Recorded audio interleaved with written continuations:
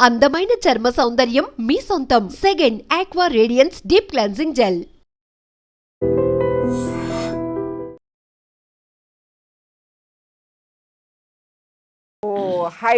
హైడ్రాని కూనంనేని సాంబశివరావు గారు డ్రాగన్గా అభివర్ణిస్తున్నారు. ఒక్కొక్కరు దానికి ఒక్కొక్క పేరు పెట్టి అది ఒక డైవర్షన్ కోసం లేకుంటే బెదిరింపులకో భయపెట్టానికో వాడుతున్నారు అనేది యాక్చువల్గా ఎందుకు వచ్చింది సడన్గా హైడ్రా ఇప్పుడు తెర మీదకి? గుడ్. ఒక మంచి చర్చను లేవదీసినారు. అంటే ముందుగా మనం ఈ చర్చలోకి వెళ్ళే ముందు రేవంత్ రెడ్డిని నిజంగానే అభినందించాలి. ఎందుకంటే ఈ మహానగరాన్ని ఒక నరక కూపంగా మార్చేసినటువంటి ఆక్రమణదారులను నిజంగానే భయపెట్టినా బెదిరించినా ఇంకొకటి చేసినా తప్పేం లేదు, కూల్ చేసినా కూడా తప్పేం లేదు. ఎందుకంటే హైదరాబాద్ నిర్మాణమైంది లేదా హైదరాబాద్కు ఉన్నటువంటి స్వభావమే సిటీ ఆఫ్ లేక్స్ అనేవాళ్ళు.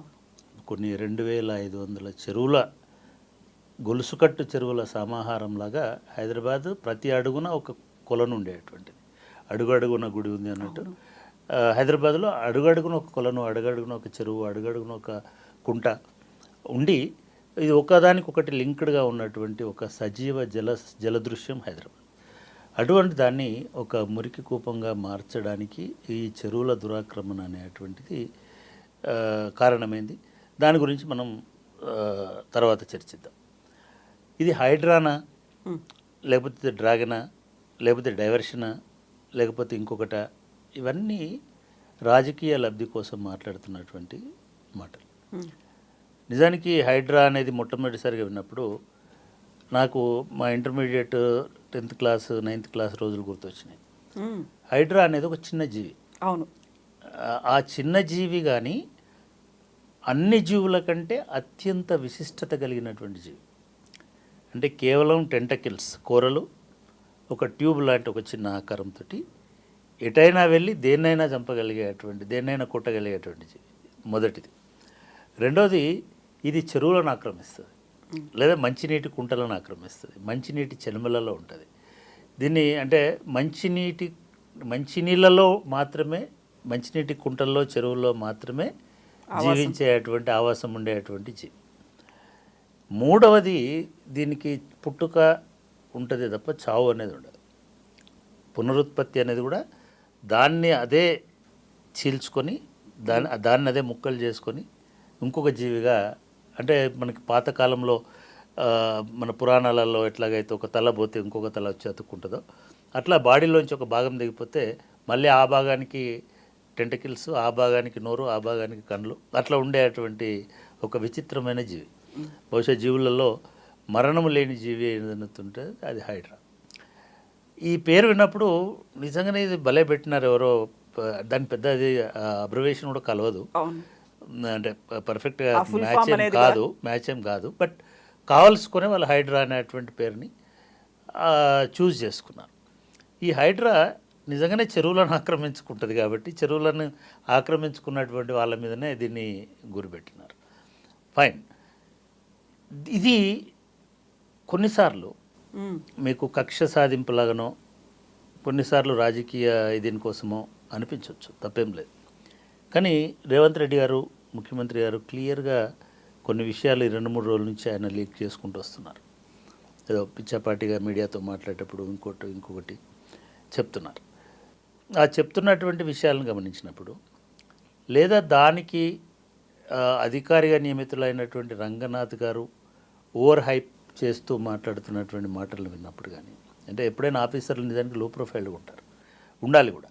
ఎందుకంటే ఇటువంటి డిసిషన్స్లో పొలిటీషియన్స్ ఎటు టర్న్ అవుతారో తెలియదు. కానీ రంగనాథ్ గారు చాలా ఓవర్ హైప్. అసలు నాకు ఆశ్చర్యం వేస్తుంది. ఆయన రోజుకు 10 ఛానళ్ళతో మాట్లాడుతున్నాడు, యూట్యూబ్లను కూడా ప్రామాణికంగా తీసుకుంటున్నాడు, యూట్యూబ్ ఛానళ్ళల్లో పెద్ద పెద్ద ప్రసంగాలు చేస్తున్నాడు, ఎవరిని వదలమని చెప్తున్నాడు. జనరల్గా ఆఫీసర్ చెప్పకూడదు, ఎవరిని వదలో నీ చేతిలో ఉండదు. ఎందుకంటే ఈ హైడ్రా కమిటీ చైర్మన్ ఎవరు? Hydraa committee chairman chief minister. అసలు హైడ్రాకు చట్టబద్ధత ఉందా అనేటువంటి చర్చ మీ మాటలతో స్టార్ట్ అవుతున్నది. దాని గురించి కూడా మాట్లాడు. మొత్తానికి ఇవాళ హైదరాబాద్లో ఒక సంచలనం క్రియేట్ చేయడానికి, ఒక సెన్సేషన్ క్రియేట్ చేయడానికి, అదేవిధంగా మీరు అంటున్నట్టుగా కొందరిని భయపెట్టడానికి, కొందరిని బెదిరించడానికి, భయపెట్టడం బెదిరించడం మిమ్మల్ని నన్ను ఎవడు భయపెట్టలేడు, ఎవరు బెదిరించలేరు. ఎవరైతే ఆక్రమించుకున్నారో వాళ్ళందరూ భయపెడతారు. అది అక్కినే నాగార్జున అయ్యొచ్చు, లేకపోతే ఇంకోలా అయ్యొచ్చు, ఇంకోలా అయ్యొచ్చు. ఆక్రమణదారులు చివరికి తిరుపతి రెడ్డి ఆయన కూడా. ఎందుకంటే నేను రేవంత్ రెడ్డి గారు స్పష్టంగా చెప్తున్నారు, నా తమ్ముడైనా, నా అన్నైనా, ఇంకోలైనా, నా కుటుంబ సభ్యులైనా కూడా నేను హైడ్రాను పంపిస్తాను, దాన్ని వెనక్కి తగ్గేటువంటి సమస్యలు. నిన్న మొన్న అటువంటి లెటర్లు వెళ్ళడము, అటువంటి ఉత్తర్వులు వెళ్ళడం జరిగింది. కాబట్టి ఈ నేపథ్యంలో మనం ఖచ్చితంగా ఈ ముఖ్యమంత్రి తీసుకున్నటువంటి చర్యను ఖచ్చితంగా సమర్థించాలి. ఖచ్చితంగా ఇది కొనసాగేటట్టుగా చూడాలి. ఖచ్చితంగా ఈ పోలీస్ వారి మధ్యలో ఆపేసి రేవంత్ రెడ్డి అర్ధాంతరంగా నిష్క్రమించకుండా కాపాడగలగాలి అనేటువంటి అభిప్రాయం అయితే నాకు చాలా స్పష్టంగా ఉంది. ఇకపోతే రెండవది, అసలు ఈ ఆక్రమణలకు కారణం ఎవరు? నిజంగానే ఇది కక్ష సాధింపుతో చేస్తున్నారా? కక్ష సాధింపుతో చేస్తున్నారు అని అంటే అసలు ఆక్రమణ లేని చోటికి పోయి హల్చల్ చేస్తే ఇది కక్ష సాధింపు కోసం, బెదిరించడం కోసం అని అనుకోవచ్చు. అక్కినేని నాగార్జున గారు తన ఇన్కన్వెన్షన్ సెంటర్ని చెరువులో కట్టినాడు అనేటువంటిది గతంలోనే ఎస్టాబ్లిష్ అయినటువంటి వాస్తవం. దాంట్లో 2.5 ఎకరాలు 2 ఎకరాలు చెరువు శిఖం భూమి ఉంది, ఎఫ్టీఎల్లో ఉంది అని గతంలో ఇచ్చినటువంటి నివేదికలు, మ్యాపులు చూస్తే మనకు అర్థమవుతుంది. సరే, దాని మీద కోర్టు కేసు ఉందా, కోర్టు ఏమన్నా దాన్ని స్టే ఇచ్చిందా అని అంటే అది కోర్టులకు ఉన్నటువంటి అంశం. ఇప్పుడు కూల్చేసి కూడా 3 రోజులు అయింది, 4 రోజులు అయింది, కోర్టులు ఏమి జోక్యం చేసుకోవు. ఇప్పుడు ఇంకా అయిపోయింది, దాన్ని నేలమట్టం చేసినారు. అయితే ఇది న్యాయము అన్యాయము ఎంతవరకు అనే చర్చలోకి పోకపోతే ఇది ఒక భయాన్ని అయితే క్రియేట్ చేసింది. నాగార్జున లాంటి వాళ్ళనే కొట్టేసినారు అనేటువంటి భయం అయితే ఇవాళ ఆక్రమణదారులందరిలో కలిగింది. అన్యాపదేశంగా రంగనాథ్ గారు కూడా అదే చెప్తున్నారు, మేము భయం క్రియేట్ చేస్తాం, భయంతో అవగాహన వస్తుంది. ఇది పోలీస్ నైజం. పోలీసులకు ఉండేటువంటి ఏంటంటే ఒక ఎన్కౌంటర్ చేస్తాం, ఎన్కౌంటర్ తోటి ఒక భయం వస్తుంది. భయం వస్తే ఎవరు నక్సలైట్లకు అన్నం పెట్టరు, సో దాంతో సెటరేట్ అయిపోతుంది. అట్లాగే సారా బట్టీలు కాల్చే వాళ్ళను వెళ్ళి వాళ్ళను ఒకసారి ధ్వంసం చేసి అందరిని పీడే యాక్ట్ పెట్టేసి ఇంకొకటి చేసేస్తే భయం వస్తుంది. భయం అంటే నేను అంటున్నా, భయంలోంచి మాత్రమే న్యాయం రాదు, అవగాహనతో కూడా న్యాయం వస్తుంది, చట్ట పరిధిలో పనిచేయడం వల్ల కూడా న్యాయం వస్తుంది. సరే, ఆ చర్చలోకి మనం పోకపోతే ఇప్పటి వరకు అయితే హైదరాబాద్లో ఒక భయం అయితే ఇవాళ ఆవరించింది. హైడ్రా అనేది ఎట్లాగైతే హైడ్రాకున్న ఇంకొక లక్షణం ఏంటంటే అది ఎటైనా పోతుంది, ఎటు అయినా పోగలిగే ఒకే జీవి హైడ్రా. అమీబా, హైడ్రా రెండు, వాటికి దిశ సంబంధం లేదు. మనిషి ముందుకైనా నడుస్తాడు, జాగ్రత్త వెనకకైనా నడుస్తాడు. ఇటు సైడ్కి ఈ యాంగిల్లో నడవడం అనేది 360 అది సాధ్యం కాదు. హైడ్రా 360 డిగ్రీస్లో ఏ యాంగిల్లోనైనా నడవగలుగుతుంది. అంటే అది వెనకకైనా రాగలుగుతుంది, ముందుకైనా పోగలుగుతుంది. కాబట్టి ఇది ఒకంతకైతే ఇప్పటి వరకు ఉన్నటువంటి దీంట్లో ఇది మంచిది. కానీ 3-4 అంశాలు ప్రధానంగా బయటకు వస్తున్నాయి. ఒకటి, దీనికి ఉన్న చట్టబద్ధత ఏమిటి అంటే నిజంగానైతే ఇప్పుడున్నటువంటి దాంట్లో హైడ్రా కొత్తది అనుకుంటున్నారు. హైడ్రా కొత్తది కాదు.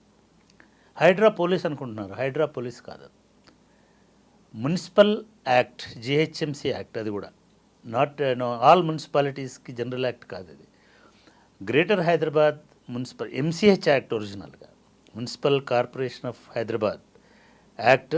ఆ తర్వాత జిహెచ్ఎంసీ యాక్ట్ అయిన తర్వాత జిహెచ్ఎంసీ యాక్ట్లో ఎన్ఫోర్స్మెంట్ అండ్ విజిలెన్స్ సెల్ అనేటువంటిది ఒకటి ఉంది. Hyderabad municipal corporation enforcement and vigilance cell.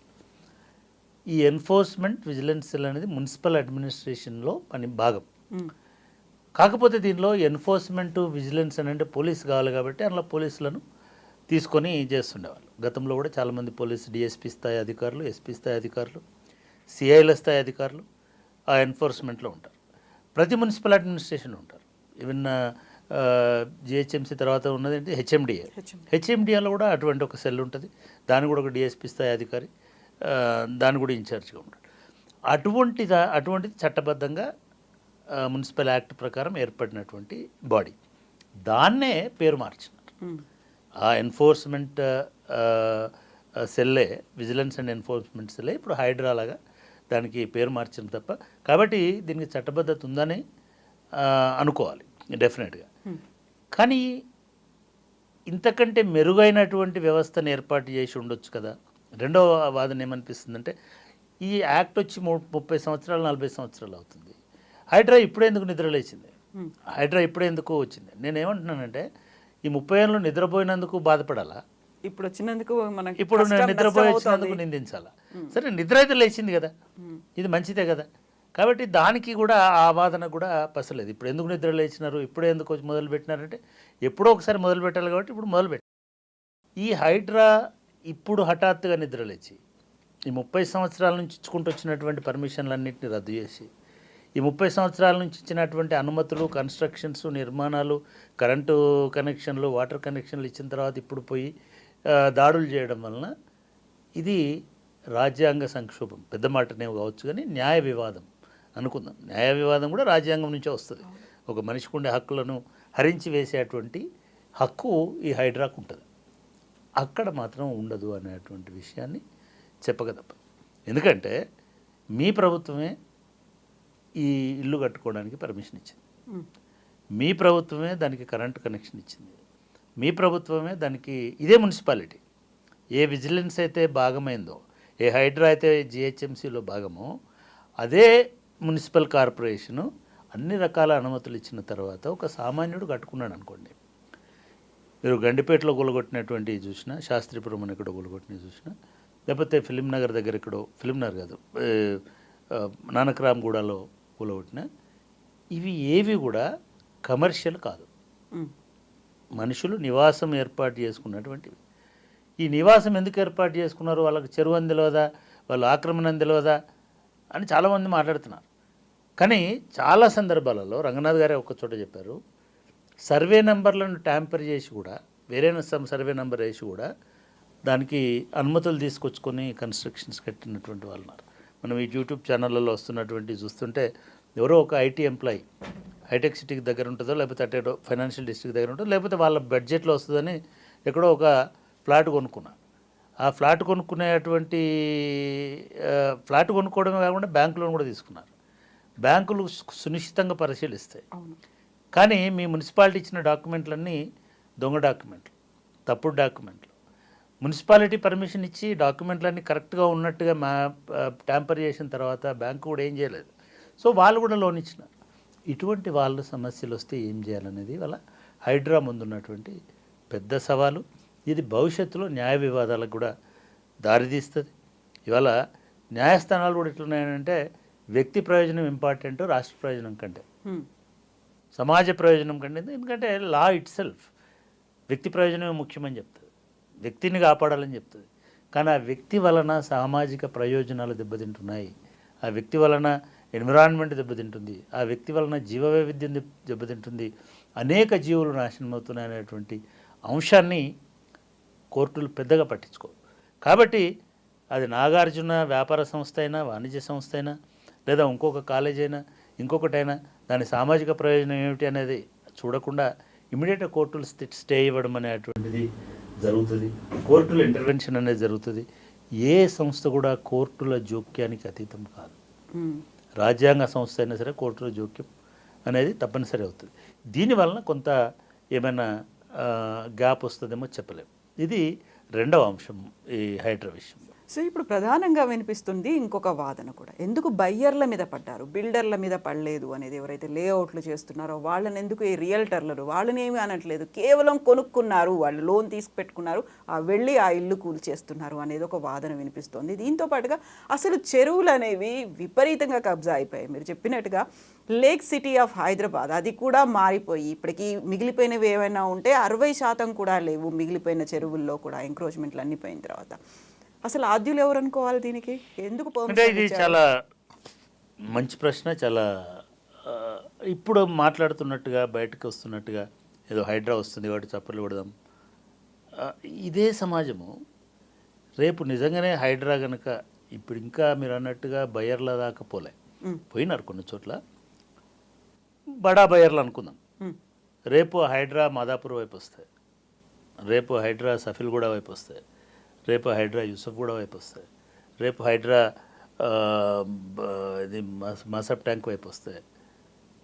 ఇదే చప్పర్లు కొడుతున్న వాళ్ళు తిరగబడతారు. ఎందుకంటే మీరు అన్నట్టుగా పేదలు ఉన్నారు అక్కడ, మధ్యతరగతి బయ్యర్లు ఉన్నారు. కానీ న్యాయంగా ధర్మంగా బయ్యర్లు అయినా సరే చెరువును ఆక్రమిస్తే అది శిక్షార్హమైనటువంటి నేరమని సుప్రీంకోర్టు కూడా చెప్పింది. వాళ్ళకు నోటీసులు ఇవ్వాల్సిన అవసరం లేదని కూడా చెప్పింది. కొనేటప్పుడే విజ్ఞత ఉండాలని చెప్పింది. కానీ హైదరాబాదు ఏది కూడా లేఅవుట్ తోటి వచ్చినటువంటి ఆక్యుపెన్సీ కాదు ఇది. వితౌట్ లేఅవుట్స్ మున్సిపల్ ఆఫీసర్స్ కుమ్మక్కైపోయి బిల్డర్లు, చిన్న చితక బిల్డర్లు ఉండొచ్చు, మెగా బిల్డర్లు ఉండొచ్చు, బడా బిల్డర్లు ఉండొచ్చు, వాళ్ళు అమ్ముకున్నారు, వెళ్ళిపోయినారు. బిల్డర్ బాధ్యత ఆక్యుపెన్సీ సర్టిఫికేట్ వచ్చేదాకానే ఉంటుంది. కొనుక్కున్నవాడి బాధ్యతనే జీవితకాలం ఉంటుంది. Home is not for builder, home is for buyer. Buyer నివసిస్తాడు కాబట్టి బయ్యర్ బాధ్యతనే. ఇది నిర్దాక్షిణ్యమైనటువంటి నిజం. కాబట్టి కొనేటప్పుడే జాగ్రత్త పడి ఉండాల్సిందే అనేటువంటిది మొదటి వాదన. రెండవ వాదన హౌసింగ్ రైట్స్లో మళ్ళీ నేను కొనుక్కున్నాను, ఈ గవర్నమెంట్ సర్టిఫై చేసింది, ఈ బ్యాంకు లోన్ ఇచ్చింది, నేను బాధ్యున్నట్లు అవుతా. అప్పుడు ఎవరైతారు బాధ్యులు? బిల్డర్ కాదు, దానికి పర్మిషన్ ఇచ్చినటువంటి మున్సిపల్ ఆఫీసర్ అవుతాడు, సర్వేయర్ అవుతాడు, టౌన్ ప్లానింగ్ ఆఫీసర్ అవుతాడు, టౌన్ ప్లానింగ్ సూపర్వైజర్ అవుతాడు, టౌన్ ప్లానింగ్ ఎవరైతే చీఫ్ టౌన్ ప్లానర్ ఎవరు ఉన్నారో ఆయన అవుతాడు. చివరిగా ఎవరు అవుతారు? ప్రభుత్వం బాధ్యత వహిస్తుంది.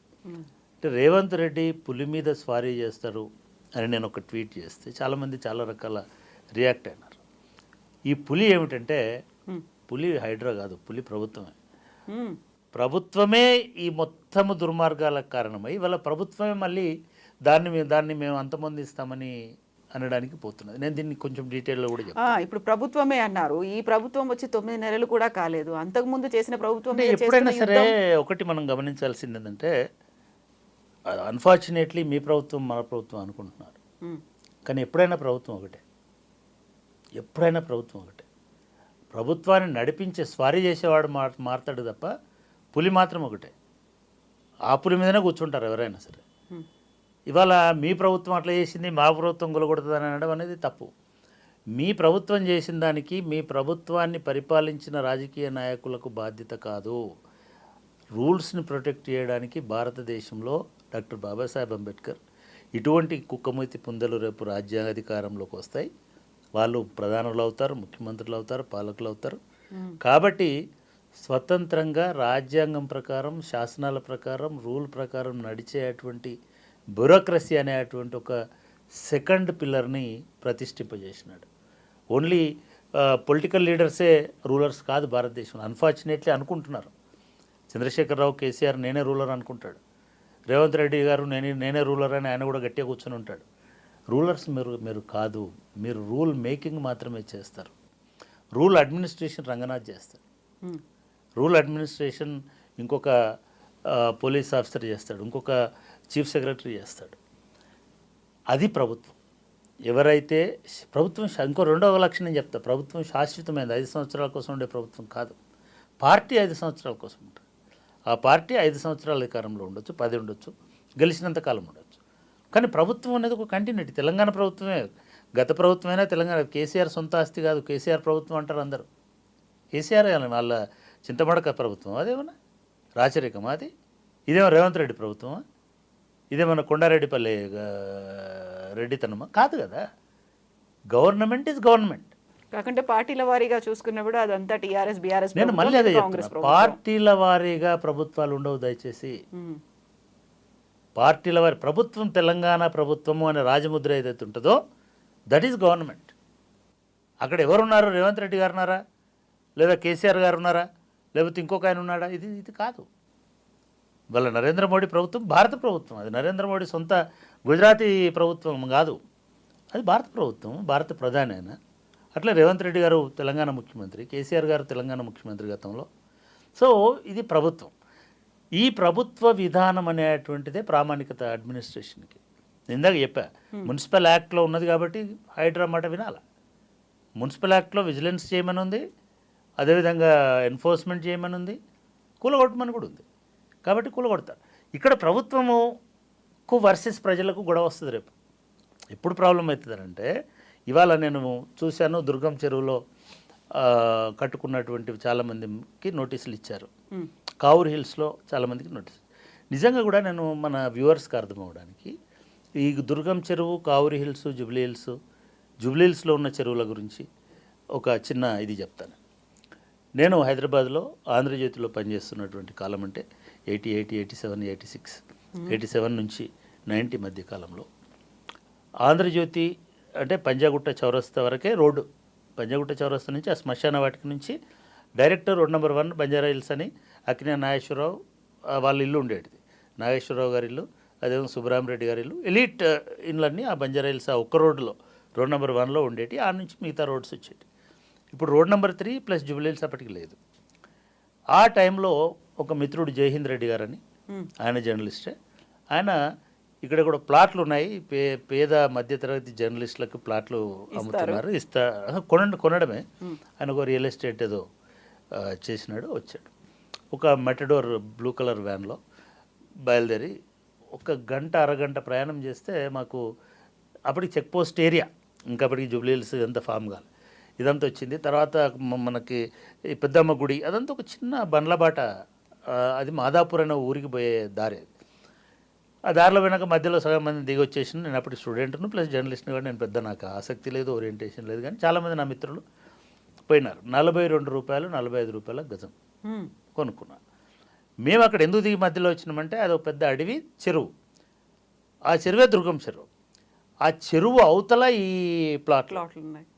ఇప్పుడు హైటెక్ సిటీకి మాదాపూర్కు మధ్యలో పత్రికా నగర్ అని ఉంది, అదే ప్లేసు. అది మొత్తం ఒక బురద, ఒక పెద్ద చెరువు శిఖం అంటాం కదా, చెరువు శిఖం లాంటి ఏరియా. నా డౌట్ ఇప్పటికీ ఎవరైనా రంగనాథ్ గారు చెప్పినట్టు, లేదా పొంగులేటి శ్రీనివాసరెడ్డి అనే రెవెన్యూ మినిస్టర్ ఉన్నాడు మనకి, ఆయన కొత్త టేప్ పట్టుకొని రండి కొలవండి అంటున్నాడు. నిజంగానే కొత్త టేప్ పట్టుకొని కొలిస్తే హైటెక్ సిటీ కూడా చెరువు శిఖంలో ఉంటుందని నాకు గట్ ఫీలింగ్. నాకు చాలా పెద్ద ఇది ఉంది. అది కూడా చెరువులనే కట్టినారు, ఎందుకంటే అదంతా దుర్గం చెరువుకు సంబంధించి. మీరు సింపుల్గా అండి, నేను ఆ కాలంలో చూసిన చెరువు అది. నేను చెప్తుంది 40 సంవత్సరాల కింద, 30 సంవత్సరాలు 32 సంవత్సరాల కింద 1994లో మా యూనివర్సిటీ కరెక్ట్ దుర్గం చెరువు దగ్గర షిఫ్ట్ అయింది. అక్కడ మా యూనివర్సిటీకి 50 ఎకరాల 52 ఎకరాల స్థలం ఇచ్చినారు. మేము అక్కడికి వచ్చేటప్పటికి దారి లేదు. మా వైస్ ఛాన్సలర్ గారు ప్రొఫెసర్ బషీరుద్దీన్ గారు ఆయనకున్న గుడ్ ఆఫీసెస్ మంచి పేరును ఉపయోగించుకొని ఆయనే రోడ్ నెంబర్ 46 అనే రోడ్ని వేసి వచ్చినాం. మొత్తము అడవి, కొండలు, చెరువు, అది తప్ప వేరే ఇల్లు, నివాసము, గుడిసె ఏది కనబడలే మాకు. అప్పటి చెరువు యొక్క విస్తీర్ణము 156 ఎకరాలు, 165 ఎకరాలు దుర్గం చెరువు విస్తీర్ణం. ఆ దుర్గం చెరువు ఒక బ్యూటిఫుల్ న్యాచురల్ లేక్, సహజ సిద్ధమైన చెరువు. ఆ చెరువుకు మత్తడి, తూములు ఇవన్నీ. అది నెక్స్ట్ డౌన్లోకి పోతే మల్కం చెరువు అని మనకి ఇప్పుడు గచ్చిబౌలి ఏరియాలో ఒక చెరువు ఉంటుంది. అది న్యాచురల్గా ఈ మత్తడి ద్వారా, ఈ మత్తడి దుంకి లేదా ఈ తూముల ద్వారా నీళ్ళు పోయి మల్కం చెరువు. ఈ మల్కం చెరువు ఇంకొక నానకరామగూడలో ఇంకొక చెరువు ఉంటుంది. అట్లా ఒక 4 చెరువులు 5 చెరువుల తర్వాత ఒక హైట్ నుంచి వాటరు పైపుల ద్వారా డైరెక్ట్గా గోల్కొండ ఫోర్ట్ మీదకి పోయేటువంటి, గోల్కొండ ఎత్తైన గోల్కొండ కోట మీదకి ఇక్కడ నుంచి ఎటువంటి మోటార్ లేకుండా, అప్పటికి మోటార్ లేదు, కుతుబ్ షాహీలు కాకతీయులు కట్టినారు గోల్కొండ చెరువు, గోల్కొండ కోట. అక్కడికి కుతుబ్ షాహీల టైంలో ఎటువంటి చోదక శక్తి లేకుండా కేవలం గ్రావిటీ అని అంటాం, భూమి ఆకర్షణ దీంతో గ్రావిటీతోటి నీళ్లను గోల్కొండ కోట మీదకి తరలించేటువంటి వాళ్ళు మొదటి. ఆ కోట మీదకి నీళ్లు తీసుకుపోయిన తర్వాత గోల్కొండ అనేది అప్పటికి 30,000 జనాభాతో ఉన్నటువంటి ఒక నగరం.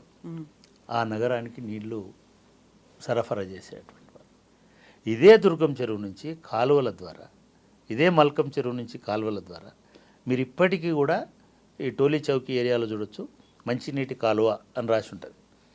ఆ నాలాస్ అని అంటున్నారు ఇప్పుడు. అసలు హైదరాబాద్ మొత్తము కాలువల ద్వారా నీళ్ళు వస్తే తాగేటువంటి నగరంలాగా నిర్మించినారు. ఇది 1960s 70s దాకా ఈ కాలువల్లో నీళ్లు ప్రవహించినాయి. ఎప్పుడైతే GHMC Hyderabad municipal corporation of Hyderabad MCH అనేది ఏర్పడింది. MCHలో కూడా కాలువల నిర్వహణ విభాగం ఉండేది. కాలువల ద్వారానే నీళ్లు తోడుకునేటువంటిది. అప్ టు ఇవి రాకముందుకు ఈ ఓల్డ్ ఏరియాని చెరువుల ద్వారా, కాలువల ద్వారా నీళ్లు తాగేటువంటి ఇది హైదరాబాద్కు ఉన్నటువంటి బ్యూటీ. ఇదే దుర్గం చెరువు నేను ఇందాక చెప్పినట్టుగా మేము 94లో అంబేద్కర్ ఓపెన్ యూనివర్సిటీ షిఫ్ట్ అయింది. ఒక 10 సంవత్సరాలు మేము గమనిస్తూనే ఉన్నాం. అసలు మా యూనివర్సిటీకి రావాలంటే ఏమీ దారిలేనటువంటి పరిస్థితులు వచ్చినాం. అక్కడికి స్లోగా మాదాపూర్ అనేది ఎక్స్పాండ్ అయింది. నిజంగా కూడా మనము ఈ చెరువుల ఆక్రమణకి మీరు ఇందాక అన్నట్టుగా రాజకీయ పార్టీలను నాయకులను దోషులుగా నిలబెట్టాలనుకుంటే నేను చంద్రబాబు నాయుడుని దోషిగా నిలబెడతాను. అది హైటెక్ సిటీ కావచ్చు, మాదాపూర్, ఇవన్నీ ప్లాన్ లేనటువంటి విస్తరణలు. ఇంకోటి కూడా గమనించండి, ఇవన్నిటిని కూడా చెరువుల చుట్టుపక్కలనే మొదలుపెట్టినారు. ఎందుకు మొదలుపెట్టినారంటే చెరువుల చుట్టే ఖాళీ స్థలాలు ఉంటాయి, ప్రభుత్వ స్థలాలు ఉంటాయి. నిజంగానే ప్రభుత్వాలు కనుక ఒక హైటెక్ సిటీనో లేకపోతే ఒక ఇండస్ట్రియల్ కారిడార్నో లేకపోతే ఒక పారిశ్రామిక కేంద్రాన్నో లేదా ఒక మార్కెట్నో ఏదైనా డెవలప్ చేయాలని అనుకుంటే భూసేకరణ చేసి చేయాల్సి ఉంటుంది. కానీ హైదరాబాద్లో ఏం జరిగిందంటే ఎక్కడైతే ఖాళీ స్థలాలు ఉన్నాయో అక్కడ డెవలప్ చేసుకుంటూ పోయినారు. అట్లా ఈ దుర్గం చెరువు పైన ఖాళీ స్థలం ఉంది కాబట్టి అక్కడ ఒక హైటెక్ సిటీ అనే ఒక చిన్న బిల్డింగ్, దానికి వాళ్ళు ఉన్న టెక్నాలజీలో హైటెక్ సిటీ పెద్ద నగరం కాదు, చిన్న బిల్డింగ్ కట్టినారు. ఆ బిల్డింగ్ కట్టి దానిలో ఒక 5,000 మంది పనిచేస్తారు లేదా 10,000 మంది పనిచేస్తారు ఇవన్నీ అని చెప్పారు. కానీ ఏం జరిగింది, ఇమ్మీడియట్గా ఆ చెరువు చుట్టూ కబ్జాలు స్టార్ట్ అయినాయి. చెరువు చుట్టూ బిల్డర్లు వచ్చినారు మీరు చెప్పినట్టు. ఇవాళ నేను వింటే ఆశ్చర్యపోతున్నాను. నేను ఒక నెక్టర్ వ్యాలీ అని ఒక విల్లాస్ ప్రాజెక్ట్ వచ్చింది. దాని తర్వాత ఇంకొక 10 రకాల బిల్డర్లు వచ్చినారు, 50 రకాల అపార్ట్మెంట్లు టవర్లు కట్టినారు. ఇది మొత్తము చెరువును పూర్తిగా ఒక గుర్రపు డెక్క ఆకు ఎట్లాగైతే విస్తరించుకుంటూ ఆక్రమించుకుంటూ పోతుందో ఆ పద్ధతిలో ఇవాళ ఆ 165 ఎకరాల 60 ఎకరాల చెరువులో 62 ఎకరాలు మిగిలింది. 100 ఎకరాలు ఇవాళ కబ్జా జరిగి ఉన్నాయి. ఈ కబ్జాలో ఇవాళ జిహెచ్ఎంసీ చెప్తుంది ఇనార్బిట్ మాల్ వచ్చింది, ఒక పెద్ద హ్యూజ్ మాల్. అది మొత్తం ఆ చెరువులోనే ఉందని, చెరువు శిఖంలోనే ఫుల్ ట్యాంక్ లెవెల్లో ఉందని చెప్తున్నారు. కేబుల్ బ్రిడ్జ్ వచ్చింది, రోడ్లు వచ్చినాయి, ప్రైవేట్ ప్రాపర్టీస్ వచ్చినాయి. ఇదంతా కూడా కేవలం చంద్రబాబు నాయుడు అక్కడ ఒక తీసుకొచ్చి అక్కడ ఒకటి కట్టడం వలన, అది అక్కడ కాకుండా ఇంకొక మైదాన ప్రాంతంలో కట్టినా ఈ నష్టం జరగకపోయేది. ఇది అక్యూజ్ చేయడం కోసం చెప్పట్లా.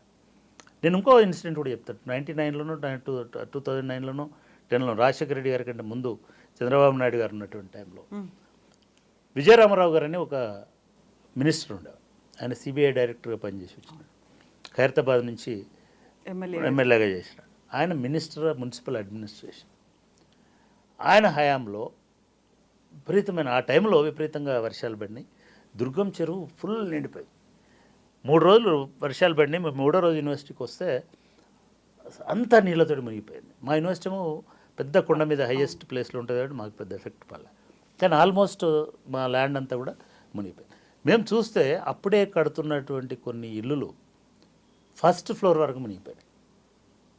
అంటే ఇళ్ళల్లోకి నీళ్ళు వచ్చినాయా, చెరువుల్లోకి ఇళ్ళు వచ్చినాయా? చెరువు తన సహజ పరిమాణంతో విస్తరించుకుంటూ వచ్చింది. ట్రస్ట్ మీ, ఒక 500 ఇళ్ళను ఐడెంటిఫై చేసిన మేము గుట్ట మీద నిలబడి ఇది మునిగింది, అది మునిగింది, ఇది మునిగింది. 500 ఇళ్ళు చెరువులనే కట్టినారు. 500 ఇళ్ళు చెరువులనే కట్టినారు. ఏం చేసినారో తెలుసా? అది ఇంకా వర్షాలు పడుతున్నాయి. రాత్రి 1 గంట కావాలనుకుంటే ఎవరైనా సరే రికార్డ్స్ వెరిఫై చేయొచ్చు. రాత్రి 1 గంటకు మున్సిపల్ మినిస్టర్ ఆదేశంతో వెళ్ళి దుర్గం చెరువు మత్తడిని ఒక లేయర్ తీసేసినారు. మత్తడి అంటే బండ్ ఉంటుంది కదా, ఆ బండ్ని ఒక లేయర్ తొలగించిన. ఎందుకంటే తుమ్మురులోంచి నీళ్ళు వెళ్తున్నా కూడా వరద ఉధృతికి సరిపోవట్లేదు కాబట్టి ఆ level, tank level, full tank లెవెల్ని తగ్గించడం కోసం తీసేసినారు. దీంతో ఈ ఇళ్లలో సగం ఇల్లు వచ్చేసింది. తర్వాత తెలిసింది ఏంటంటే ఆ ఇల్లు కట్టిన బిల్డరు ఆ ఒక మినిస్టర్ గారి సొంత బావగారు, వాళ్ళ సిస్టర్నే ఈయనకి ఇచ్చినారు. అంటే నెక్సెస్ ఎట్లా ఉంటుందంటే ఈ బిల్డర్కు ఈ మినిస్టర్కి సంబంధం ఉంది. ఇది మత్తడి ఇట్లే ఉండడం వలన ట్యాంక్ పరిమాణం అనేది నిర్ధారణ అవుతుంది. అప్పుడు ఇవన్నీ ట్యాంకులో ఉన్నాయని అయితే ఎవడు కొనడు. కాబట్టి మేము మత్తడిని తొలగిస్తామనేటువంటి దశ దాకా ఈ పరిస్థితి పోయింది. ఇది సబ్జెక్ట్ టు వెరిఫికేషన్. కావాలనుకుంటే ఈ చరిత్రలో ఇది జరిగింది. ఇది ఒకటే కాదు, ఇది ఒకటే అంటేనేమో ఇది ఆయన చాలా అభివృద్ధి చేస్తే అనుకుంటామని అంటారు. మీకు మాసప్ ట్యాంక్ అని ఒకటి ఉండేదండి చరిత్రలో. మా సాహెబా ట్యాంక్, అత్తగారి చెరువు. మా సాహెబా అంటే అత్తగారి చెరువు. అది ఎందుకు అత్తగారి చెరువు అయింది? నిజాం గారి అత్తగారు ఆ చెరువుని తవ్వించి ఇచ్చారు ప్రజల కోసం, అక్కడ కింద ఉన్నటువంటి ప్రాంతం వాళ్ళ కోసం. ఆ చెరువు ఒక బ్యూటిఫుల్ చెరువు. ఎక్కడుంటుందంటే బంజారా హిల్స్ పర్వత స్థానుల్లో కురిచినటువంటి, నేను కావాలనే వాడుతున్నా, బంజారా హిల్స్ పర్వతాల, ఎస్ హిల్స్ అంటే అవే కదా, ఆ పర్వత సానువుల్లో కురిచినటువంటి వర్షం వరద అంతా వచ్చి ఆ కింది ప్రాంతంలో ఉన్న మల్లేపల్లి అవతల ప్రాంతంలో ఉన్న వాటి ఇదవుతుంది. కాబట్టి ఒక బ్యూటిఫుల్ చెరువును కట్టినారు, ఒక కట్ట కట్టినారు. చెరువు అట్లా ఒక కట్ట కట్టారు. ఎక్కడ కట్టారు? మాసప్ ట్యాంక్ అంటున్నాం కదా, మాసప్ ట్యాంక్ పాలిటెక్నిక్ ఉంటుంది ఇప్పుడు, అక్కడి నుంచి మెహదీపట్నం ఎన్ఎండిసి బిల్డింగ్ కనబడుతుంది కదా మనకు, అక్కడి వరకు ఒక కట్ట కట్టి, జస్ట్ ఒక కట్ట కడితే ఒక బ్యూటిఫుల్ చెరువు అయింది అది. ఇది ఎప్పటి వరకు ఉండే? నేను ఇందాక చెప్తున్నటువంటి స్టోరీ వరకు కూడా అక్కడ చెరువే ఉండే. ఆ చెరువు నుంచే బయట, మీరు కూడా బాల్యంలో ఆ చెరువులోకి ఈత కొట్టేయడానికి చాలామంది పోయేవాళ్ళు, చెరువు చూడడానికి కూడా చాలామంది. శ్రీమాన్ చంద్రబాబు నాయుడు గారు దాన్ని చాచా నెహ్రూ పార్క్, అంతకుముందే వచ్చింది బహుశా, పాపం ఆయన అనడానికి కూడా లేదు, బహుశా బ్రహ్మానంద రెడ్డి గారు లేకపోతే విజయభాస్కర్ రెడ్డి గారి టైంలోనూ ఆ చెరువును పూడ్చి పార్క్ చేసినారు. అసలు దీనంత దారుణము ఇంకేదైనా ఉంటుందండి?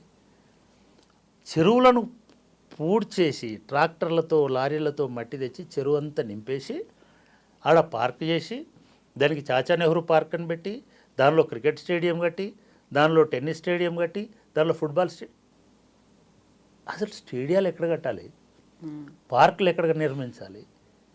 ఇది మళ్ళీ నేను చెప్తున్నాను, ఇది వాళ్ళని బ్లేమ్ చేయడానికి కాదు. చాచా నెహ్రూ పార్క్ అట్లనే వచ్చింది, కృష్ణకాంత్ పార్క్ అని వచ్చింది, బహుశా మీ ఎరకల్లో కూడా. కానీ అది డంప్ యార్డ్ని మార్చారు అనేది. అది చెరువు అండి, చెరువులు డంప్ యార్డ్లని వాస్తవము. సింపుల్గా చెప్తున్నా, మా సాహెబ్ ట్యాంక్ అంటే ఏంటిది? చెరువా డంప్ యార్డా? సఫిల్ కూడా చెరువు ఏడుందో చూపించండి నాకు. సరే యూసఫ్ కూడా చెరువు ఏడుందో ఇప్పుడు చూపించండి. లేదు కదా, ఇప్పుడు యూసఫ్ కూడా చెరువు కృష్ణకాంత్ పార్క్ అయింది. యూసఫ్ కూడా చెరువు కొన్ని వందల ఎకరాల విస్తీర్ణంలో, 70 ఎకరాల విస్తీర్ణంలో ఉన్న చెరువు, దానిలో డంప్ యార్డ్ చేసినారు. చెరువులలో ఇప్పుడు అన్ఫార్చునేట్ ఏంటంటే కుంటలు చెరువులనే చెత్త పడేస్తారు. చెత్త పడేసినంత మాత్రం అది చెత్త కాదు, నువ్వు చెత్త పడేయకుండా చూసుకో. డంప్ యార్డ్ ఎక్కడ ఉంటుంది? డంపింగ్ ఉండదు. సో అదొక చెరువు, ఆ చెరువు మొత్తాన్ని పూర్తి చేసినారు, డంప్ చేసినారు, చెత్త డంప్ చేసినారు, మట్టి డంప్ చేసినారు, దాన్ని లెవెల్ చేసినారు. అంటే మీరు చూడండి, ఒక ఎకో సిస్టమ్ని ఎట్లా డ్యామేజ్ చేసింది. గవర్నమెంటే చేసింది, మున్సిపల్ కార్పొరేషన్ చేసింది. ఇట్లా అది యూసఫ్ కూడా చెరువు ఉండొచ్చు, సఫిల్ కూడా అని ఒక పెద్ద చెరువు, 150 ఎకరాల చెరువు, దాన్ని నడిమి చెరువు అనేవాళ్ళు.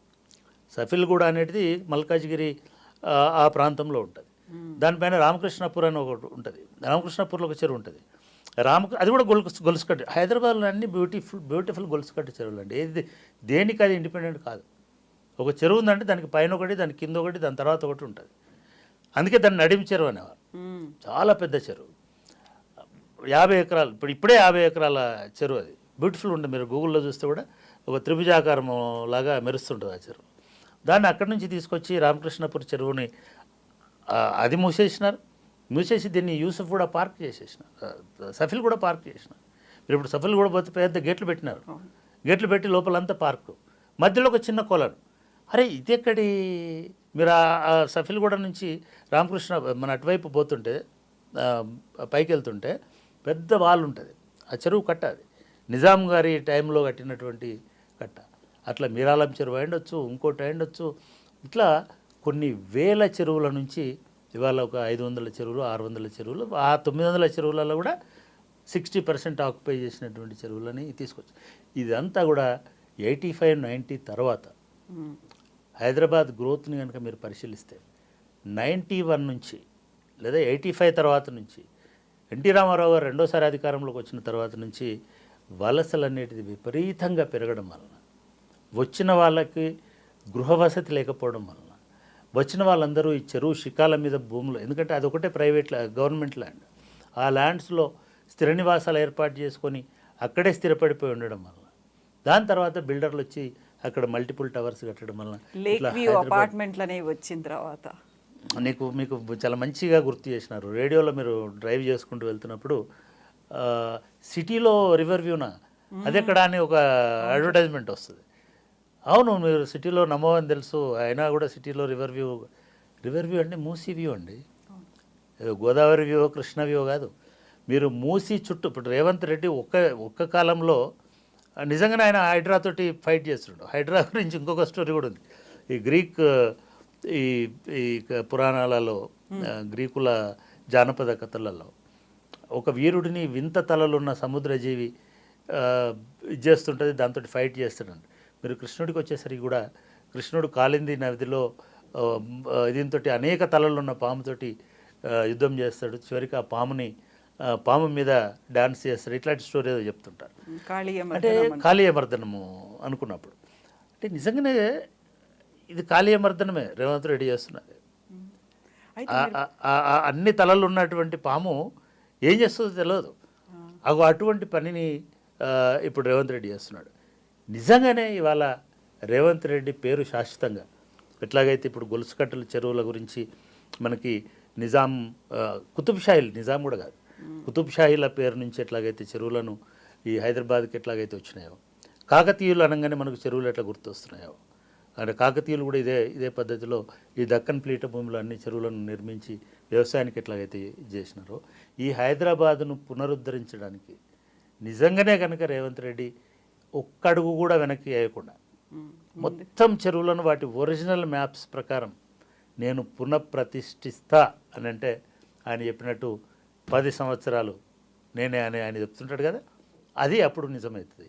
లేకపోతే ఎందుకంటే ఇవాళ ఆయన టచ్ చేస్తున్నది ఈ నేను ఇందాక చెప్పినటువంటి దుర్గం చెరువులో 100 ఎకరాలను ఆక్రమించినటువంటి వేల మంది బడా భూస్వాములు. దానిలో మీ అన్న తిరుపతి రెడ్డి గారు కూడా ఉన్నారని చెప్తున్నారు.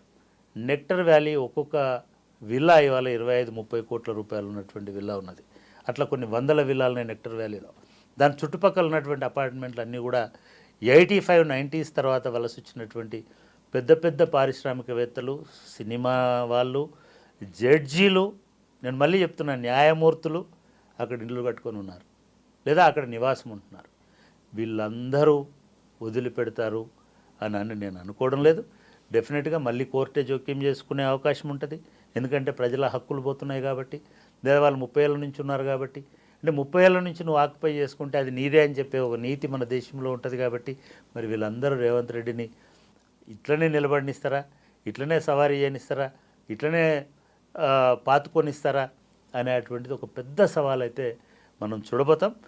ఆయన నిలబడి ఉంటే, లేదు ఆయననే రాజీ పడిపోయావు, లేకపోతే ఆయనకి కోర్టు ద్వారా ఒక ఉపశమనం వచ్చి ఉంటే అప్పుడు ఇంకొకటి ఇంప్రూవ్ అవుతుంది. అంటే ఇదంతా కేవలం జన్వాడ ఫామ్ హౌస్లో కేసీఆర్ని ఇరుకుని పెట్టాలి కాబట్టి, కేటీఆర్ని ఇరుకుని పెట్టాలి కాబట్టి, జన్వాడ ఫామ్ హౌస్లో డ్రోన్ పంపించినందుకు ఆయన అరెస్ట్ చేసి జైల్లో పెట్టినారు కాబట్టి, దానికి ప్రతీకారంగా జన్వాడ ఫామ్ హౌస్ను ఉలగొట్టాలి కాబట్టి ఇదంతా ఒక డ్రామా మొదలుపెట్టినాడని ఇప్పుడు ఎవరైతే ఈ ఛానళ్ళలో అక్కడిక్కడ మాట్లాడుతున్నారో అదే నిజమయ్యేటువంటి ప్రమాదం కూడా ఉంటుంది.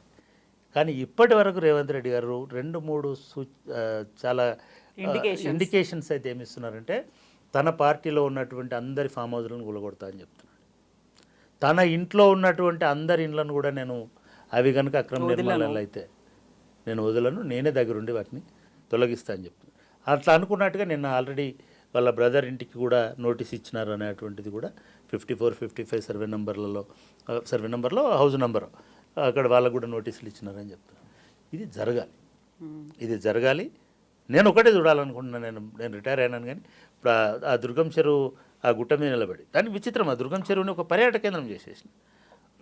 ఈ చెరువులు అన్ని పార్కులు న్యాచురల్ ఉండి పర్యాటక కేంద్రం చేయడం పక్కన పెట్టండి. ఇవాళ మీరు రోడ్లు వేసేసినారు, దాంట్లోకి వెళ్ళి దుర్గం చెరువు పక్క నుంచి రోడ్లు వేసేసినారు, ఇనార్బిట్ మాల్ కట్టినారు, ఇంకేదో కట్టినారు, ఆఫీసులు కట్టినారు, ఇవన్నీ వచ్చేసినాయి. ఇవన్నీ క్లియర్ కావాలి. ఇవన్నీ క్లియర్గా అయ్యి మళ్ళీ ఒక అందమైన జలాశయం లాగా, మీకు చాలామందికి తెలుసు, ఈ నగరానికి ఫౌండేషన్ స్టోన్ వేసినప్పుడు కులి ఒక ప్రార్థన చేస్తాడు అల్లాకి, ఈ నగరం హైదరాబాద్ నగరం అనేది ఒక చెరువులాగా కలకలలాడాలి. ఈ చెరువులో అనేక జాతుల చేపపిల్లలు, అనేక రకాల చేపపిల్లలు సహజీవనం చేయాలి, బతకాలి. ఇది ఒక కలికి తురాయిలాగా మెరవాలి అని ఆయన ఒక ప్రేయర్లో అల్లాను కోరుకుంటాడు. అటువంటి నగరం మళ్ళీ మనం ఈ చెరువులన్నీ క్లీన్ అయిపోయి ఇక్కడ ఆక్రమణలన్నీ తొలగిపోయి ఒరిజినల్ హద్దులు ఎట్లాగైతే మొన్న ఎన్ కన్వెన్షన్ని ఒక 5 నిమిషాలలో కూలగొట్టినారు, ఒక 5 సంవత్సరాలు పడుతుంది. ఒక షెడ్యూల్ పెట్టుకోండి, హైడ్రాకి ఒక చట్టబద్ధత ఇవ్వండి, చట్టబద్ధత ఉంది, దాని పరిధి ఎక్స్పాండ్ చేయండి, 111 జీవోని కూడా దానిలో తీసుకురండి పరిధిలోకి. ఇవి మీరు చెప్తున్నారు కదా ఇప్పుడు మొత్తము ఔటర్ రింగ్ రోడ్డు పరిధి చేస్తున్నామని జిహెచ్ఎంసీకి. ఈ ఔటర్ రింగ్ రోడ్డు పరిధి మొత్తము లోపల పరిధి, ఔటర్ రింగ్ రోడ్డు లోపల ఉన్నటువంటి అన్ని గ్రామాలు, అన్ని మున్సిపాలిటీలు, అదేవిధంగా మున్సిపల్ కార్పొరేషను, ఇవన్నిటినీ హైడ్రా పరిధిలోకి తీసుకురావాలనేది మొదటిది. హైడ్రా 1955, 54, 52 ఎప్పటి మ్యాప్ ఉంటే అప్పటి మ్యాప్ దగ్గర పెట్టుకోవాలి. దగ్గర పెట్టుకొని సెటిలైట్ ఇమేజెస్ తీసుకొని మార్క్ చేయాలి. ఇది రెండవది. మూడవది, ఈ మార్క్ చేసిన అన్నింటినీ ఇల్లీగల్ కన్స్ట్రక్షన్స్గా డిక్లేర్ చేయాలి. మీరు అవసరం అనుకుంటే అసెంబ్లీలో ఒక చట్టం తీసుకురండి ఇల్లీగల్ కన్స్ట్రక్షన్స్ని తొలగించడానికి. అప్పుడే కోర్టు కూడా మిమ్మల్ని ఏమనడానికి అవకాశం ఉండదు. ఇది అండి. దీంట్లో ఎస్ఎఫ్టీ వైజ్గా కొందరికి పరిహారం ఇవ్వండి, కొందరికి శిక్ష వేయండి, కొందరికి ప్రత్యామ్నాయం చూపించండి, కొందరు అధికారులని ఐడెంటిఫై చేయండి. ఏ అధికారి ఎప్పుడెప్పుడు ఈ పర్మిషన్లు ఎందుకు ఇచ్చినారు, ఇవన్నీ చేయండి. ఇది మూడవది. నాలుగవది, దీనిలో పేదవాళ్ళని ప్రొటెక్ట్ చేయండి, వాళ్ళని షిఫ్ట్ చేయండి, రిహాబిలిటేషన్ చేయండి. దీని పాటలో రిహాబిలిటీ ఆర్ఆర్ ప్యాకేజ్ కూడా తీసుకురండి, నష్టమేం లేదు.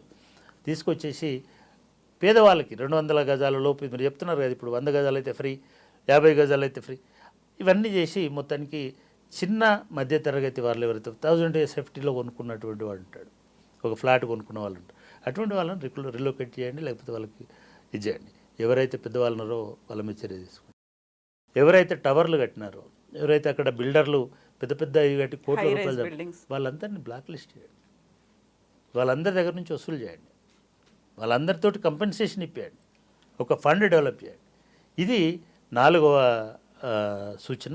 ఇకపోతే ఇది చేస్తే ఈ పద్ధతిలో కనుక అన్ని చెరువులను మీరు మార్క్ చేయండి, అన్ని చెరువులను క్లీన్ చేయండి, అన్ని చెరువులను మీరు పూర్తి స్థాయిలో చేయండి. రెండవది, 111 జీవోను కూడా మీరు 111 జీవో ఎత్తేస్తా అనే పాత ముచ్చట్లు చెప్పకండి.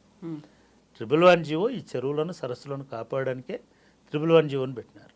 ఆ 111లో ఉన్నటువంటి అన్ని రకాల కబ్జాలని మనకున్న 2 హిమాయత్ సాగర్, అదేవిధంగా ఉస్మాన్ సాగర్, ఈ 2 పూర్తి కబ్జా అయ్యాయి. వాటిని కూడా మీరు క్లీన్ చేయండి, దాని చుట్టుపక్కల ఉన్నటువంటివి. సో ఇట్లా చేస్తే రేవంత్ రెడ్డి నిజంగానే చిరస్థాయిగా ఉన్నటువంటి వాడు అవుతాడు. నిజంగానే శాశ్వతంగా ఎట్లాగైతే మిగతా పేర్లను మనం చెప్పుకుంటున్నాం ఈ నగర నిర్మాణానికి, అభివృద్ధికి దోహదపడినారని, అటువంటి ఒక శాశ్వత కీర్తిని రేవంత్ రెడ్డి పొందుతాడని నేను భావిస్తాను. భగవద్గీత స్ఫూర్తితోనే అక్రమ కట్టడాల కూల్చివేత చేస్తున్నారు. ఇప్పుడు మీరు చెప్పిన దాన్ని బట్టి చూస్తే ఇప్పుడు అక్రమ కట్టడాలు లేకుంటే కబ్జాలు అనేది ఈ మధ్య కాలంలో కాదు, 30, 40, 50 ఇయర్స్ బ్యాక్ వెళ్ళాలి అనుకుంటే హైదరాబాద్ సగం ఆక్యుపై అయిపోయింది కదా. అప్పుడు కూల్చివేతలు మొదలు పెడితే ఇప్పుడు 1 కోటికి పైగా ఉన్న జనాభా, ఇన్ని లక్షల ఇళ్ళు ఉన్నాయి అనుకున్నప్పుడు ఇన్ని లక్షల ఇళ్లలో సగమైన నేలమట్టం అయిపోతాయి కదా. కావాలి కూడా కదా. ఇప్పుడు ఆయన పెట్టిన యజ్ఞం, ఆయన తలపెట్టిన యజ్ఞం అట్లాంటిది. ఇదంతా కూడా రాజకీయ నాయకులు ఏం చేస్తారంటే, కేసీఆర్ గారు కూడా ఇట్లనే చేసినారు, మనం అది కూడా చెప్పుకోవాలి.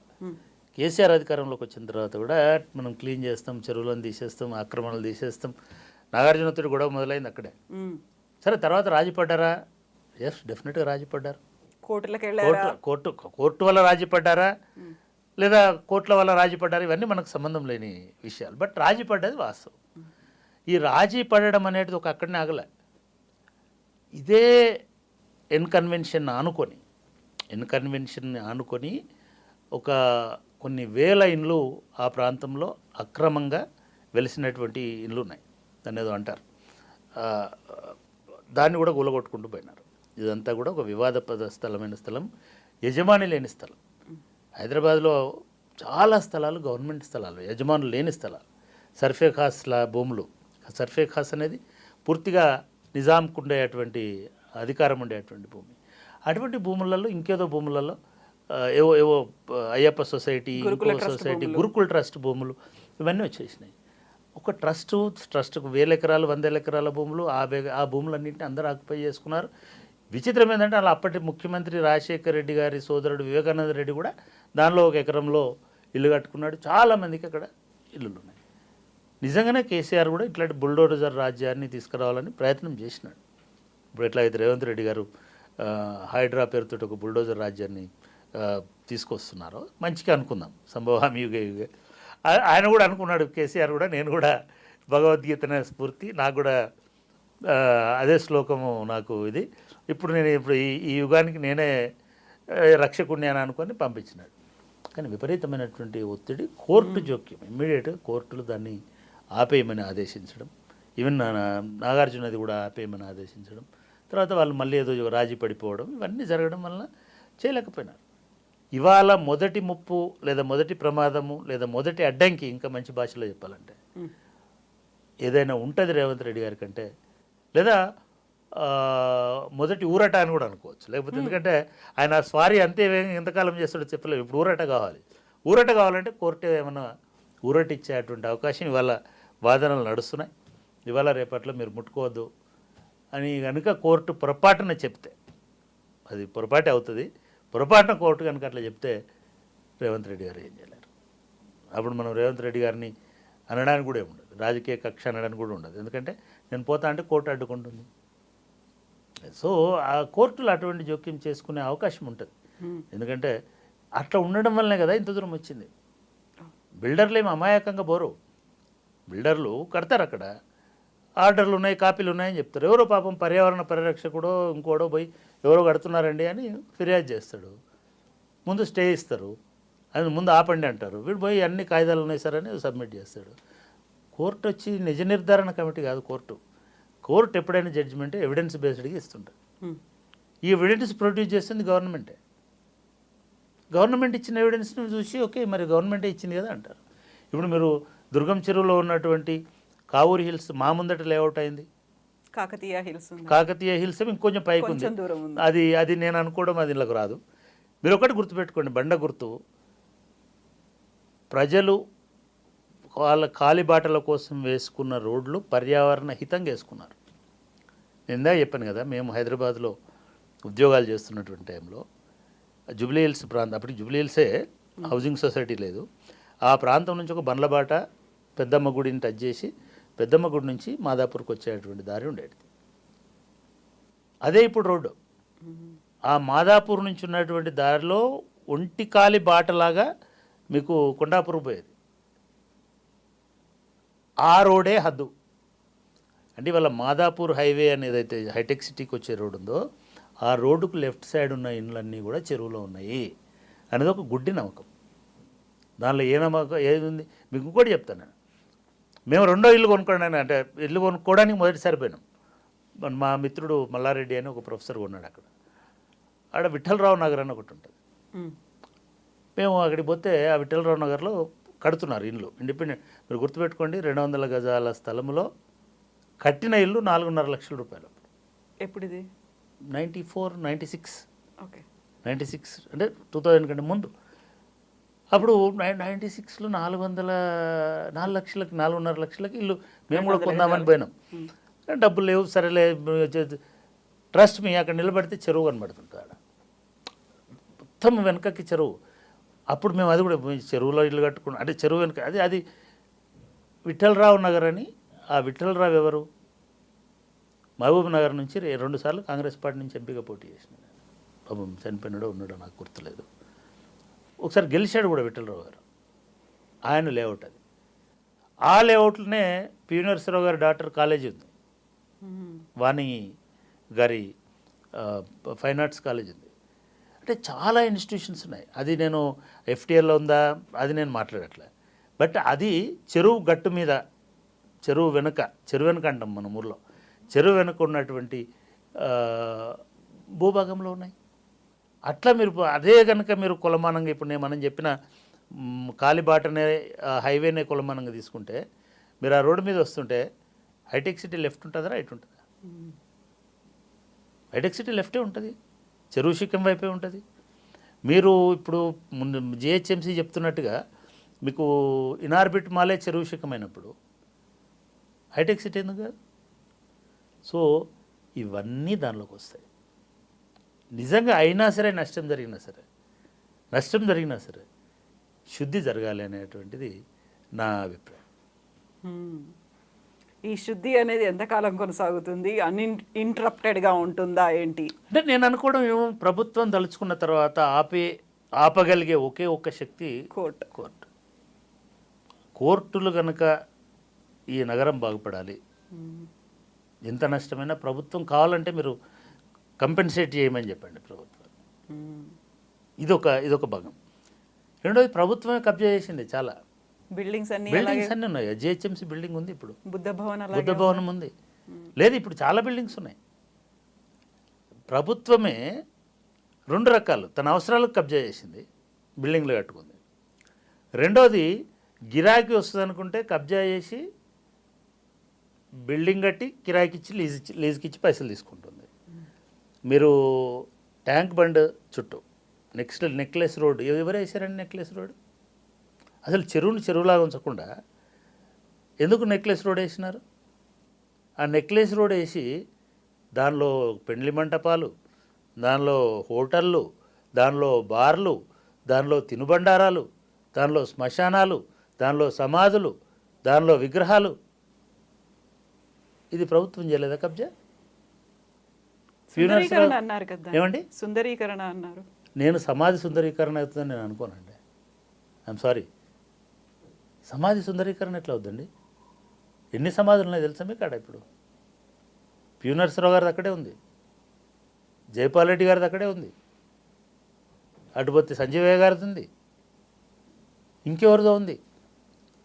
అది సుందరీకరణ ఎట్లా అవుద్దండి? సుందరీకరణ అంటే మీరు ప్రజలు కూర్చోవడానికి లేదా విహరించడానికి, ఇంకేదో చేయడానికి, పిల్లలు ఆడుకోవడానికి అటువంటి వాతావరణం ఉండాలి. మీరు బ్రిడ్జీలు కట్టి రోడ్లు వేసి రోడ్ల చుట్టూ సమాధులు కడితే సుందరీకరణ ఎట్లా అవుతుంది? అవన్నీ కూడా తొలగించాలి. అవన్నీ కూడా చెరువులో ఉన్నాయి అనొచ్చు ఎవరన్నా. ఇప్పుడు చెరువును అడ్డుకోవట్లేదు. మీరేమంటున్నారు? ఎఫ్టీఎల్ అంటున్నారు. ఎఫ్టీఎల్లో ఏ నిర్మాణము సమాధితో సహా ఉండకూడదు కదా. ఎఫ్టీఎల్ ఎట్లుంటుందండి? ఎఫ్టీఎల్లో ఉండడానికి వీలలేదు. అది బఫర్లో ఉంది అనుకుంటే ఎప్పుడో నీళ్ళు వస్తాయి పోతాయని అనుకోవచ్చు, లేదా నీళ్ళు వస్తే ప్రమాదం ఉంటుంది అనుకోవచ్చు, ముప్పు ఉంటుంది అనుకో. అట్లా అనుకుంటే దాని పక్కన చాలా పెద్ద కాంగ్రెస్ ఎమ్మెల్యేల అపార్ట్మెంట్లే ఉన్నాయి, పెద్ద పెద్ద అపార్ట్మెంట్లు ఉన్నాయి. అయితే ఈ మొత్తంలో కూడా నిజంగా కూడా రేవంత్ రెడ్డి ఒక కాంగ్రెస్లోనే ఒక విప్లవ వీరుడిలాగా ఎందుకు కనబడుతున్నాడు అందరికనంటే, మనం ఏమాట కామాట చెప్పుకోవాలి. ఈ మొత్తం కబ్జాలలో ఎక్కువ భాగం, ఎందుకంటే బీఆర్ఎస్ వాళ్ళు కూడా అందిన కాడికి దోచుకునే ఉండొచ్చు, కానీ వీళ్ళకి అందలేదు. వీళ్ళు వచ్చేసరికి 1985 నుంచి 2015 వరకు ఆల్మోస్ట్ చెరువులన్నీ నిండిపోయినాయి, కబ్జాలు అయిపోయినాయి. మీరు ఇవాళ హిమాయత్ సాగర్, ఉస్మాన్ సాగర్ చుట్టుపక్కల ఫామ్ హౌస్లు ఎన్ని అని ఎన్యూమరేట్ చేయండి, లెక్క తీయండి. బీఆర్ఎస్లో 10% ఉంటాయి, ఇంకొక 70% ఎవరి ఉంటాయి? 100%. ఎందుకంటే అది 70s నుంచి కబ్జా అవుతుంది. ఈ ఫామ్ హౌస్ల కల్చర్ అనేటువంటిది అట్లీస్ట్ 80s 90s నుంచి అయితే నాకు చాలామంది మిత్రులు తెలుసు. మీరు చిలుకూరు బాలాజీ టెంపుల్ పోతున్న దారిలో, అంటే గండిపేట వెనుక వైపు వస్తుంది, దాదాపు ఒక 2000-3000 ఎకరాల విస్తీర్ణంలో బ్రహ్మాండమైన ఫామ్ హౌస్లు ప్రతి పాత కాంగ్రెస్ నాయకుడికి ఉంది. అట్లాగే అందులోకెళ్ళి ఇండ్లకు వచ్చినారు కాబట్టి ఆ కాంగ్రెస్ నాయకులే కొత్తగా పుట్టారు కదా నాయకులు, వాళ్ళవి కూడా ఉన్నాయి. కాలేజీలు ఉన్నాయి, ఈ జ్యోతులు ఆ జ్యోతులు రకరకాల పేర్లతోటి సగం కాలేజీలు గండిపేట చుట్టే ఉంటాయి మీకు, ఇటువైపున అటువైపు అయినా. ఇవన్నీ 111 జీవోలో ఉన్నాయి. 111 జీవోలో ఒక పెద్ద రిసార్టే ఉందండి. రిసార్ట్ పేరుతో ఉన్నటువంటి ఒక కమర్షియల్ యాక్టివిటీ ఒక 4000-5000 ఇండ్లు అమ్ముతున్నారు. ఒక 5-6 వేలు 10,000, ఇప్పుడు బహుశా ఇప్పుడు 10,000 ఇండ్లు ఉండొచ్చు. అది వెల్ నోన్ రిసార్ట్. అది దానిలో వాళ్ళు ఏమంటున్నారు, మీరు 500-1000 గజాల ప్లాట్ ఉంటుంది, మీరు 100 గజాలు ఇల్లు కట్టుకోండి, పర్మిసిబుల్ అంటున్నారు. 111లో ఉన్న ఇదిని చూపించి ఎంతవరకు పర్మిసిబుల్? మరి హైడ్రా తన టెంటకిల్స్ని అక్కడి దాకా కూడా విస్తరింపజేయాలి. 1 పార్ట్ అయితే అసలు నిజంగా చెప్తున్నా, ఇవన్నీ జరిగితే హ్మ్.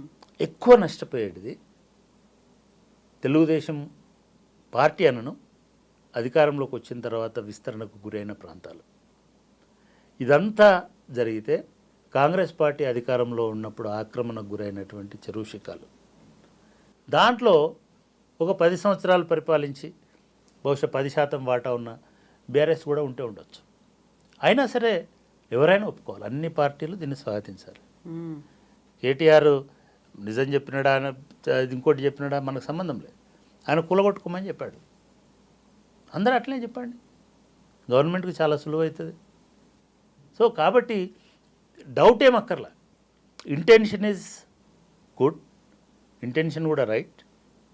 కానీ ఎంతవరకు ఇది నిలబడుతుంది అని అంటే డెఫినెట్గా నిలబడితేనేమో రేవంత్ రెడ్డి నిలబడతాడు, ఇది నిలబడకపోతే మాత్రం రేవంత్ రెడ్డి గారికి చెడ్డ పేరు వస్తుంది. ఎస్ చక్రపాణి గారు, థ్యాంక్ యూ సో మచ్ అండి. Thank you.